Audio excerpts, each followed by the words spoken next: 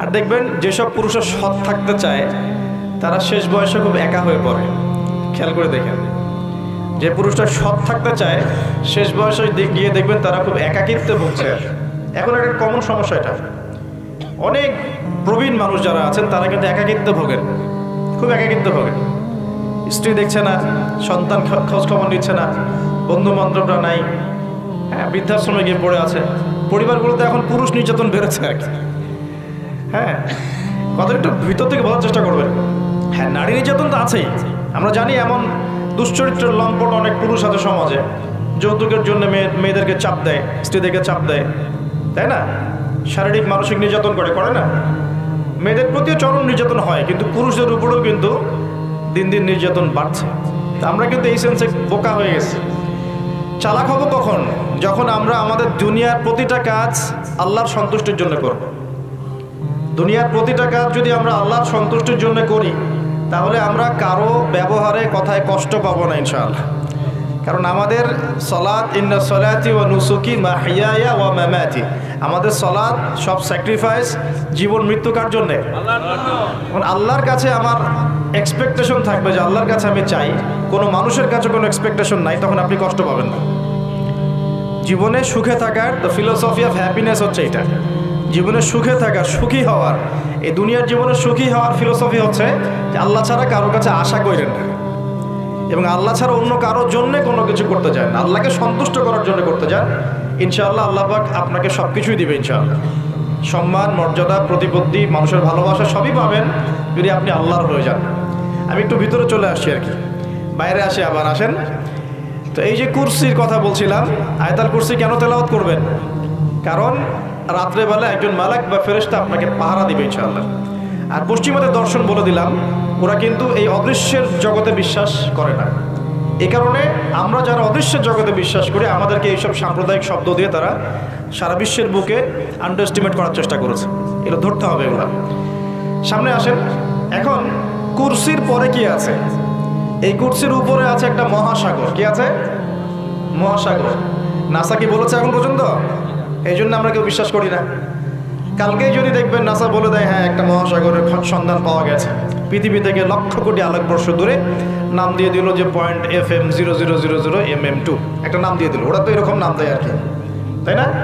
বাস তখন কিন্তু দেখবেন সারা বিশ্বের মানুষ চোখ বন্ধ করে বিশ্বাস করবে কি না?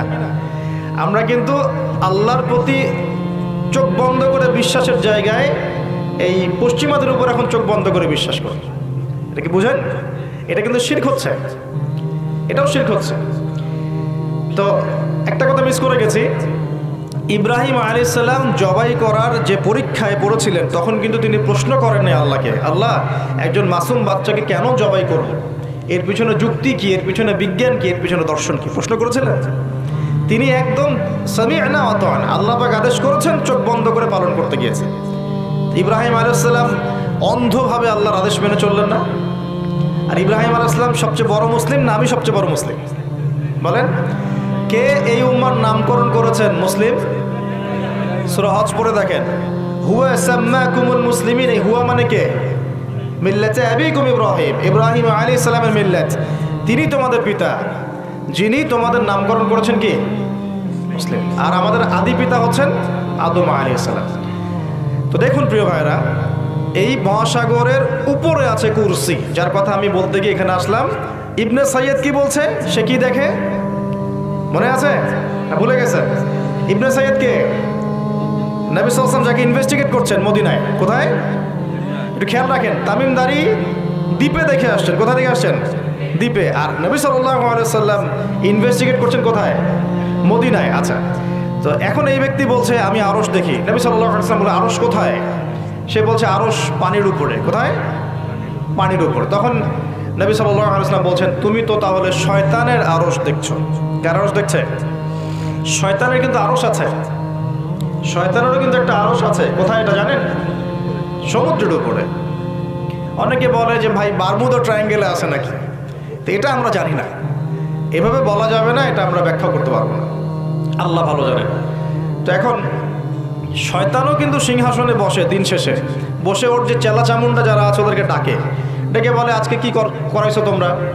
একজন বলে যে আমি তো জেনা করাই দিছি, দুজনের মধ্যে। আমি মদ খাইয়েছি মানুষকে, আমি মানুষকে পরকীয়া লিপ্ত করেছি, আমি একজনকে একজনের বিরুদ্ধে উস্কে দিয়ে হত্যা করিয়ে দিয়েছি, এরকম করে শয়তানরা বলতে থাকে। তো ইবলিস বলে, না, তোমরা তেমন কোনো কাজ করতে পারো নাই। ইতিমধ্যে একজন শয়তান এসে বলে যে আমি একটা কাজ করেছি। কি কাজ করেছো? যে আমি একটা পরিবারের স্বামী স্ত্রীর মধ্যে বিচ্ছেদ ঘটিয়ে দিয়েছি। কি করেছে? এটা এখন বেশি হচ্ছে না? বেশি হচ্ছে না? আপনারা খবর রাখেন না মনে হয়, পড়াশোনা করে দেখেন, প্রতি 3-4 মিনিট একটা ডিভোর্সের ঘটনা ঘটে, প্রতি 3-4 মিনিটের মধ্যে। তো এবার শয়তান তাকে ডাকে, এদিকে আসো, তুমি একটা কাজের কাজ করেছো। তখন নিজের গলার যে মালা বা যেটা আমরা গোল্ড মেডেল বলি, অ্যাওয়ার্ড যেটা বলি, এটা তার গলায় সে পরিয়ে দেয়, দিয়ে বলে তুমি একটা কাজের কাজ করেছো। তার মানে আমরা বুঝতে পারলাম শয়তানের কাছে সবচেয়ে বড় একটা মিশন কি? পরিবারগুলোকে ধ্বংস করে দেয়। খুব সতর্ক থাকতে হবে আমাদের সবাইকে। আল্লাহ পাক আমাদের সবাইকে ধৈর্য দান করুন। আমি কারণ পরিবার টিকে থাকে ধৈর্যের উপরে।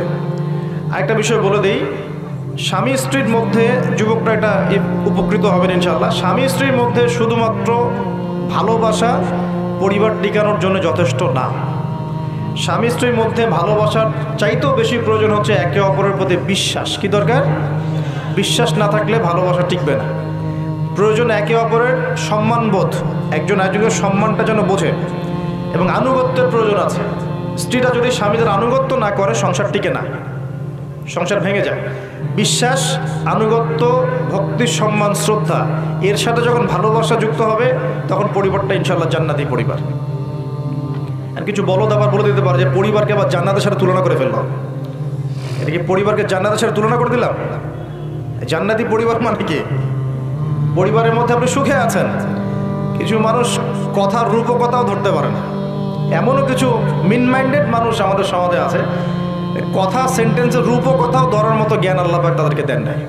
ইউসুফ আলাইহিস সালামকে ডাকছেন, ইউসুফ আলাইহিস সালাম সামনে আসলেন।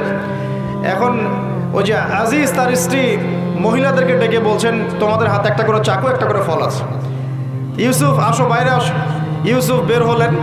ইউসুফ আলাইহিস সালামকে দেখে এই মহিলারা কি করেছিল? ওই ফল কাটতে গিয়ে হাত কেটে ফেলছে। হাত কেটে ইউসুফের দিকে তাকিয়ে তারা বলছে যে মা হাযা ইল্লা বাশারা, এটা তো মানুষ না, ইনি তো মনে হচ্ছে মালাকুন কারীম, একজন সম্মানিত ফেরেশতা। কি বলছেন মেয়েরা? এ তো মানুষ না, এ তো মনে হচ্ছে ফেরেশতা, এত সুদর্শন, এত সুন্দর মানুষ হয়। তো এখন এই মহিলাগুলো কি ইউসুফ আলাইহিস সালামকে ফেরেশতার সাথে তুলনা করলো? বুঝতে পারেন না কথা? এই মহিলারা কি ইউসুফ আলাইহিস সালামকে ফেরেশতা বানাই দিল, না একটা উপমা দিয়েছে? আশ্চর্য একটা বিষয়। আপনি যদি মদিনায় যান, পরিবেশ দেখে বলেন মাশাআল্লাহ, একটা জান্নাতি পরিবেশ আছে, মানে কি আপনি মদিনা সমান সমান জান্নাত বানালেন? মানে এরা বাম পক্ষ সমান সমান ডান পক্ষ প্রমাণিত, এই তত্ত্বে বিশ্বাস করে। মানে ওই যে left hand side right hand side অঙ্ক করছেন না, 2+2 = 4। কি বলবো, কাশ্মীর একটা জায়গা আছে না, কাশ্মীর, একটা রিনাউন্ড প্রবাদ হচ্ছে কাশ্মীরকে এই পৃথিবীর ভূস্বর্গ বলা হয়। শোনেন নাই? কাশ্মীরকে এই পৃথিবীর ভূস্বর্গ। তার মানে কি কাশ্মীর আর জান্নাত সমান সমান, কাশ্মীর সমান সমান জান্নাত? এখন আপনি ইন্তেকাল করলে, আমরা ইন্তেকাল করলে কবর হবে হয় জান্নাতের টুকরা, না হলে জাহান্নাম, জান্নাতের বাগান, না হলে জাহান্নামের গর্ত। এটা আছে না হাদিসে? কবর হবে হয় জান্নাতের বাগান, না হলে কি জাহান্নামের গর্ত। এখন একজন জান্নাতি মানুষ, মনে করেন একজন জান্নাতি মানুষ, আমরা যার ব্যাপারে জানি যে তিনি জান্নাতি, যেমন এক্সাম্পল দিচ্ছি, নাম হচ্ছে মুআজ বিন জাবাল। নাম জানেন? সাহাবী, নাম শুনেছেন? মুআজ বিন জাবাল রাদিয়াল্লাহু আনহু ইনশাআল্লাহ জান্নাতি না জাহান্নামী? ইনশাআল্লাহ জান্নাতি। এখন মাওলানা তারেক জামিল সাহেব, তিনি তার হাফিজাহুল্লাহ তার কবর জিয়ারত করতে গিয়েছেন, এই কয়েকদিন আগের ঘটনা। আর সেখানে গিয়ে তিনি বলছেন যে আমি কবরের সামনে দাঁড়িয়ে আমি দোয়া করতে শুরু করলাম, মিশকাম্বরের ঘ্রাণ পেতে শুরু করলাম। মাওলানা তারেক জামিল হুজুরের ভিডিও ক্লিপ আছে, দেখেন ইউটিউবে। তিনি বলছেন, এখন এই যে সাহাবী মুআজ বিন জাবাল একজন জান্নাতি সাহাবী, তো তার মাকবারা থেকে যে মিশকাম্বরের ঘ্রাণ আসলে এটা কি জাহান্নাম থেকে আসবে? এখন কেউ যদি বলে যে মাশাআল্লাহ, এই ঘ্রাণ শুনে তো মনে হচ্ছে যে এটা জান্নাতি ঘ্রাণ, তার মানে কি সেই কবরটাকে জান্নাতের সাথে তুলনা করলো? মানে কবরটা সমান সমান জান্নাত। এই যে 2 যোগ 2 4 মিলানোর চেষ্টা করে, মানে মানুষের ইন্টেলেকচুয়াল লেভেল কত নিচু হয়ে গেলে একটা রূপকথাও মানুষ বুঝতে চেষ্টা করে না। আর এই সিলি একটা ইস্যুকে নিয়ে সারা অনলাইন গরম করে রেখে দেয়। ভাবখানা এমন যে ইসলামী খেলাফত কায়েম হয়ে গেছে, আর কোনো ইস্যুই বাকি নাই। এই একটা ইস্যুই বাকি আছে, এটা শেষ হলেই খতম, খালাস। আমি আপনাদেরকে রিকোয়েস্ট করব যে পড়াশোনা করেন এবং দূরদর্শিতা অর্জন করেন। উম্মাহ এখন কোন জায়গায় আছে, আমাদের ল্যাকিংসগুলো কোন কোন জায়গায়, এবং কোন কোন জায়গায় আমাদের বেশি কাজ করতে হবে সেগুলোকে বেশি গুরুত্ব দেন। আর দিন শেখার জন্য অনলাইন একমাত্র প্ল্যাটফর্ম নয়, এখানে পড়ে থাকবেন না। এখানে ফিতনা বেশি, এখানে জ্ঞানের চাইতে ফিতনা কিন্তু বেশি। এখানে জ্ঞান যতটুকু পাবেন তার চেয়ে ফিতনা ফাসাদ বেশি। এটা আমি রিকোয়েস্ট করি আপনারা কনস্ট্রাকটিভ সিলেবাসে পড়াশোনা করে আলেম ওলামাদের সংস্পর্শে থাকবেন, মসজিদ মাদ্রাসার সাথে সম্পৃক্ততা রাখবেন। যারা হকপন্থী ওলামায়ে কেরাম তাদের সাথে সম্পৃক্ততা রেখে দিন চর্চা করবেন। অনলাইন ইউটিউব খালি লেকচার শোনার উপর ডিপেন্ডেন্ট হয়ে যাবে, সব কিছু লেকচারে কিন্তু পাওয়া যাবে না। এগুলো বিভ্রান্তি সৃষ্টি করতে পারে আপনার মধ্যে। যেমন আপনি অনলাইনে ঢুকলেন, দেখলেন অমুক হুজুর যা বললেন অমুক হুজুরের বিরুদ্ধে। এই যে আপনি একটা কি শিখলেন? আপনি গীবত শিখলেন, আপনি সমালোচনা সংস্কৃতি শিখলেন, আপনি শিখলেন যে কীভাবে ছোট লোক হতে হয়। হ্যাঁ, আপনি আবার আরেকটা ক্লিপে দেখলেন যে যার বিরুদ্ধে বলেছে সে আবার যা বলল তার বিরুদ্ধে। কন্টেন্ট আছে না? এখন আপনি ওখানে গিয়ে দেখলেন যে কীভাবে কুতর্ক করতে হয়।